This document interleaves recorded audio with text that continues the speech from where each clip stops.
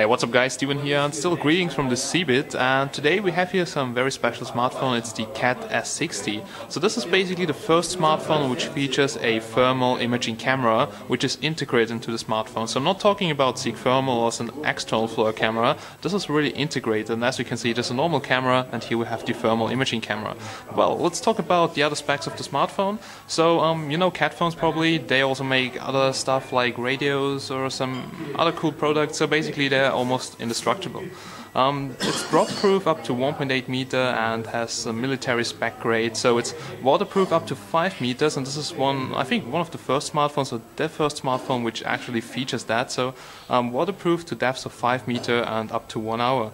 Now as you can see this is really huge, really thick, but totally nice build quality. So we have a metal frame, we have nice metal buttons here on the left side, so volume bumpers up and down, and really stiff. Also here on the other side, so we have here an SOS button. Here we have a flap for the micro USB port which is in there, so let's check it out. So in order to have a waterproof smartphone you always have to close this, and here you can see the port, but well, the seal here looks pretty good.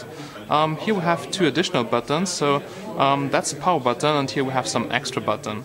Now the front-facing camera is 5 megapixels, and yeah, nothing too special. As you can see there are two switches, so basically here's a yellow switch, 2 meters, 5 meters, also here at the bottom, and this is basically to seal the membrane. So it could happen due to the pressure of the water in deep depths that it actually kills the membrane and then water could come in. So this has nothing to do with the water itself, but with the pressure at certain levels. And yeah, with those buttons here you can switch between 2 meters and 5 meters, which also for sure has an impact on the audio quality. So here you can see the display. Now the display looks very good. It's HD resolution, 720p, but well, it looks almost like a full HD display, so not too bad at all. At the top we have Corning Gorilla Glass 4. As you may know, this is almost indestructible, so probably we can do some kind of durability test when this phone is released. It's not released right now, will retail for $650. We have hardware buttons here at the bottom, not capacitive, so real mechanical hardware buttons. This is super massive. Here we have the top speaker earpiece. The microphone is somewhere here at the bottom, and here we also have the light and proximity sensor. As you can see, here's FLIR, so this device is powered by an FLIR thermal imaging camera, has a nice carbon finish here on the back side, the CAT logo, and here we have another flap. Not really sure how to open that up, so just give me a second. Oh yeah, you can do it this way. So in there basically you have 2 SIM card slots and also 1 micro SD card slot, so you can even extend the internal memory. The internal memory is 32 GB, and the RAM is 3 GB. Also it's running a Snapdragon 617 if I'm right, so it's an octa-core processor. And yeah, on the top it's running Android Marshmallow, so this is Android 6, guys. Okay, then let's quickly check it out and what we can see here. Now, as you may know, with CAT phones they also have glove support, so in rugged areas, even if it's wet, you can control the display. That's very good. The display is super bright. If I turn it here to maximum brightness, you can't see anything. So that are basically 540 nits. You can see the display in every environment, so I have to turn it almost completely dark that you guys can see it. Now the battery is optimized and now features 3800 mAh, which is really a lot, and yeah, as you can see, Android here runs really smooth. If we go here to the settings, all the way down here to about the phone, then you can see this is running Android 6.01. So the latest version. Here's the back button. Now the normal features Wi-Fi, Bluetooth, so everything you want to have on a rugged smartphone, and that's a programmable key. So the yellow one you can basically, it's like some additional key which you can configure. Now let's check out apps and the memory consumption. Not really sure where that in Android Marshmallow is actually. Oh yeah, so here it is, memory, so from 3 GB used, it uses here right now 1.1, but still this is not the final version, and yeah, looking very good so far, so it seems to be absolutely snappy and looks good. But now I would say let's jump directly into the camera. Now first of all you have a normal camera. On the rear side we have 13 megapixels, so that's the main camera, which has also an LED flash, and so far as I can see this is a dual flash. And there we go, we're now in the camera application, and yeah, normal camera, nothing special, but there's another application which is called the FLIR imaging camera, and let's quickly enter it to check it out. So there we go.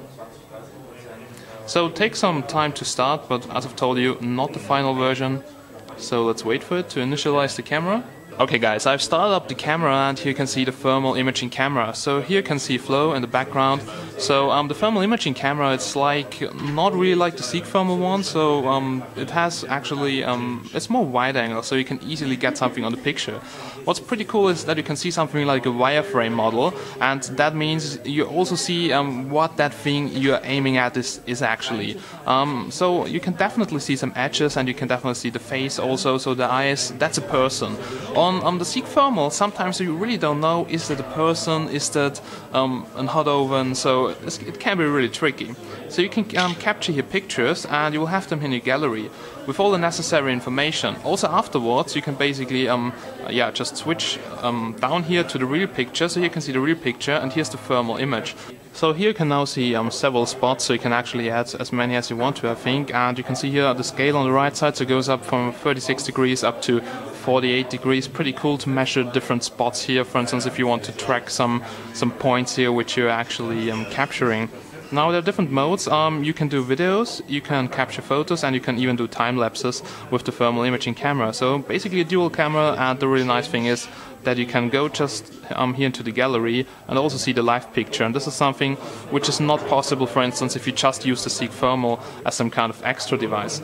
Now, this phone is not available right now, but will retail for $649, so quite expensive. But if you keep in mind that this is almost indestructible and also that has pretty nice specs, so the thermal imaging camera alone, if you keep in mind Seek thermal is around 300 plus same price, then this is actually pretty good. So it's like a $300 phone with an extra thermal imaging camera. Alright guys, so thanks for watching this first look and unboxing video, and pretty soon hopefully we can get a sample to test out some more things on it. All in all, I have to say the form here doesn't look so nice because that flare thing from the thermal imaging camera is destroying the shape here a little bit, but it's beautiful here with the carbon backside and also has NFC inside. And something I forgot was the 3.5mm headphone jack, but looks pretty solid. You will find a link down below in the description to more information. Thanks for watching, and see you soon in the next hands-on. Make sure you subscribe so you don't miss anything, and bye bye.